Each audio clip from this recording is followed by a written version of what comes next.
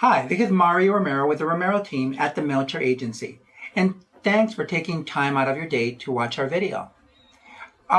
Usually our videos tend to be about the nonprofit world, local restaurants, small businesses, but today it's my pleasure to be meeting with John Jacquemart. Today we'll be discussing the 40s, 50s, and 60s, the growth of Phoenix, and the architecture.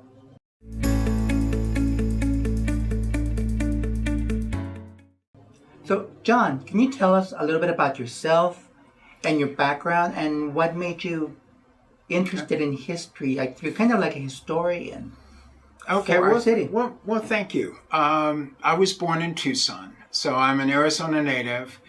We moved here in 1956 for the opening of Park Central, which was the first mall as such with anchor stores. I've always been interested in history. I have a degree in history from ASU. It took a long while to get there, but I have, and I've lived in historic neighborhoods. So I just enjoy it. I'm looking for buildings and people older than I am. And, Phoenix is very new. Very new. Compared to other cities in the country. And the big chunk of the growth occurred with the advent of air conditioning. Central air conditioning, and also we had the military base on the west side, Luke Air Force Base after Second World War, and a lot of the military liked the climate and living here, and after with air conditioning made it more tolerable, so they stayed and brought their families here, or started their families. So tell us about Phoenix in the 40s, the 50s, the 60s, and how it kind of evolved and what happened. Phoenix in 1940 was a small little downtown. It was just past, I don't think it had been to Indian school yet, or actually part of Thomas, the development from Dwight Hurd from the 20s, Encano, Palmcroft had been part of it. But in between, the heyday of the 20s, when there was this boom, the Depression came, and during that time, there wasn't a lot of building. There wasn't a lot of building at all. And then as it was picking up, we went into war. Prior to the war, Phoenix and Arizona had established bases, aircraft training, pilot bases before Loop. This is all before December 7th. Okay. So this was anticipation for this. The RAF trained at Falcon Field in Mesa. There was training Thunderbird Field on the west side. So when the war came about, all this sudden emphasis that was on building stopped. 1942, you could only build for military-related housing. Okay, that's the 40s. The 50s, there was more of a concentration. It still was commercial downtown. Park Central was there. There was further development along Central. Some of the historic homes, the mansions were taken down. The Hurd home, Casablanca, was replaced by the first residential high-rise in Phoenix Towers. Central was the key as far as the highest value, and then as you went further out, it went down in price as far as valuation. And the Hurd were very influential because they have the Hurd Museum, which is named after them, where the campus where the library in Phoenix, not the library, but the library used to be there. Yeah. But now it's the Phoenix Art Museum, Phoenix Theater, are all part of the camp. Used to be part of Hurd land, and Phoenix Theater, which is probably the oldest theater company in the state. I think it's going to be 90 years old. Yes. Originally was started in the Hurd's carriage house. Yes. And they're still in the same location. Tell us a little bit about the popularity of the sprawling ranch, because that's what's the most popular here. We really don't have any, well, we have some, but very few interesting mid-century architecturally different houses. Most of our architecture built in the 40s through the 60s they went from front to back to wide, with the garage in the rear.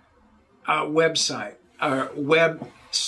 the site of the land changed too, from long and narrow to this size. Right. So that made it appropriate for the ranch. The ranch house came about as a variation of the bungalow and the prairie style in the 30s as far as an architectural design home.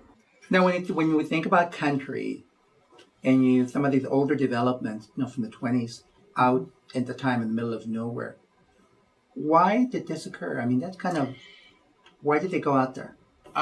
It was the use of former agricultural land, and certainly this was true of Willow, of Encano Palmcroft. Past McDowell Road, there were tracts of land that originally in Encano Palmcroft, most of it was alfalfa. Then to the west of us, the West Valley, then you had John F. Long that came into play. Right. In fact, you mentioned John F. Long. I grew up in Maryville when it first started. We moved here in '56. Maryville was a master plan community, Victor Groom. Victor Groom, who later was one of the early developers of the master planned shopping centers, the malls. But he developed Maryville. John F. Long, unlike other builders of the time, built what people could afford. He built lots of starter homes, but people could afford his homes. And he was nationally known for his assembly line technique. And then for a while, he also, he had his ranch styles, which are very popular, different sizes. But then he had brought in some architects to create some really unique products. Yes, he did. He brought in Radnar Cavalli, who was this Norwegian skier who got his architecture degree in the state of Washington. And he did the patio design for John F. Long, I think a couple other, but the patio home was very distinctive. What are the boundaries? The homes are still there. Yes. And if you drive through, you'll find some really interesting architecture in there. What are the boundaries of this? There are some by the golf course, Maryville Golf Course, which is now part of Grand Canyon. The golf course is part of Grand Canyon University. But there are some on Indian School Road, 59th and 63rd. And they would be on the north side of Indian School Road. Okay. Now, since we're talking about architecture, tell us about Haver. Ralph Haver, as were a number of other people, was in the Second World War and was a CB. And what the CBs did is build portable housing structures.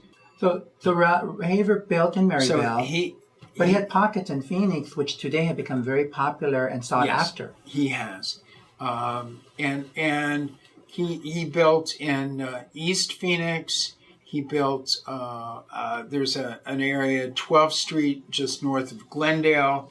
That's Ralph Haver. There are others. Bethany Home Road, 10th to about 14th Street.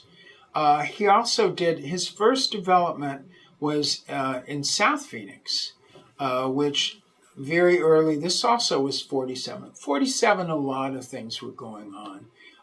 He built one of the first subdivisions with cul-de-sacs. He also did schools. He did Coronado High School in Scottsdale, commercial buildings, but he's known now he also did some churches, but known for his residential. Okay. Well, John, thank you very much for spending Thank you very much. I appreciate it. Thank you for letting me go on. Thanks. And If you have any questions regarding Phoenix, I mean, he did a great job with his presentation. Give me a call and at 602-252-4191. See you next time and make it a great day.